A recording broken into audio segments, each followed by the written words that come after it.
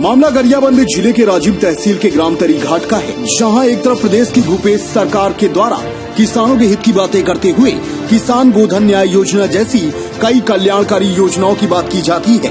गौठान बनाने के नाम पर किसानों के द्वारा तैयार की गई खड़ी फसलों को उन्हीं के प्रशासनिक अधिकारियों के द्वारा मवेशियों के हवाले किया जा रहा है।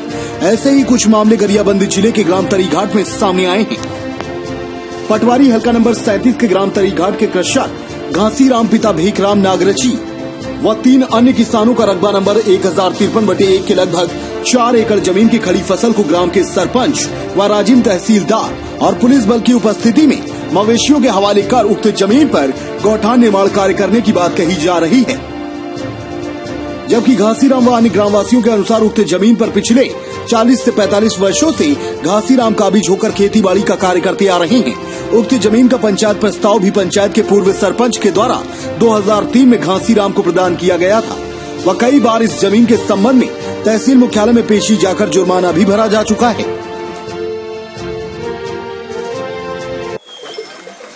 ये जो जमीन अभी जिसमें मवेशी चरा रहे हैं, आपका जमीन है? जी सर।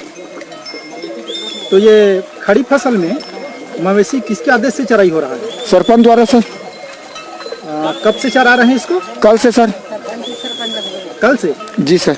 और इस जमीन को क्या बनाएंगे करके खाली करा रहे हैं आपको? गौठान बनाएंगे बोल रहा है सर, लेकिन पता नहीं हमको।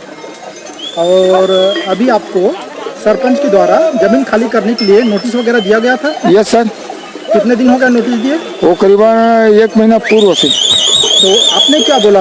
ये नहीं बोला कि फसल खाली होगा तो करेंगे करके? यस सर बोला था सर, लेकिन नहीं माना था सर। तो कल जो जमीन यहाँ पे मवेशी की चराई हुई, उसमें और अधिकारी आए थे क्या आपके तहसील से? यस सर, तहसील स्टाफ आया था सर। तहसीलदार जी आए थे? जी सर, पुलिस वाला आया था सर। और तहसीलदार के द्वारा आपको खाली करने के लिए कोई नोटिस वगैरह दिया गया था? जी नहीं सर, नोटिस नहीं दिया गया? नहीं दिया था सर।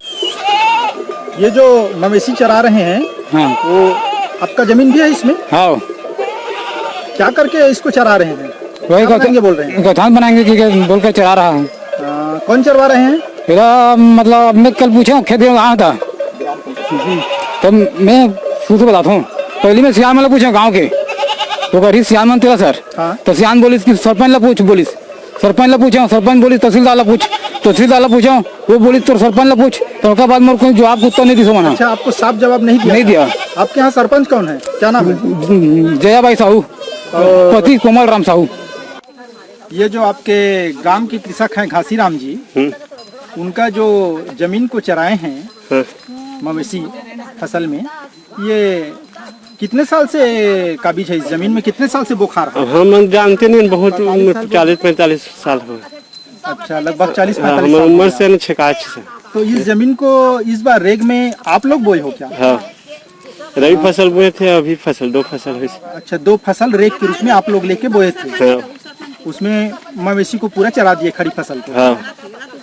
आप यहीं के निवासी हो? हाँ, यहीं के। तरीघाट का? हाँ। नाम क्या है आपका? नेतराम साहब। उक्त जमीन के पट्टे की मांग हेतु पटवारी के द्वारा नक्शा खसरा भी दिया गया है, जिसमें किसान को काबिज बताया गया है। किंतु 1 माह पहले ग्राम पंचायत तरीघाट के वर्तमान सरपंच के द्वारा जमीन खाली करने हेतु नोटिस जारी किया गया, तो घासीराम के द्वारा खड़ी फसल को देखते हुए इस संबंध में राजिम तहसीलदार को भी आवेदन दिया गया, पर तहसीलदार के द्वारा आवेदन लेने से मना कर दिया गया। वह गरियाबंद जिले के कलेक्टर को भी आवेदन देकर अवगत कराया गया, किंतु घासीराम को कोई राहत नहीं मिल पाई और अंततः उसके बाद 3 अन्य किसानों की फसल को मवेशियों के हवाले कर दिया गया, जिससे इनके पास अपने परिवार के भरण पोषण के लिए रोजी रोटी का संकट सताने लगा है।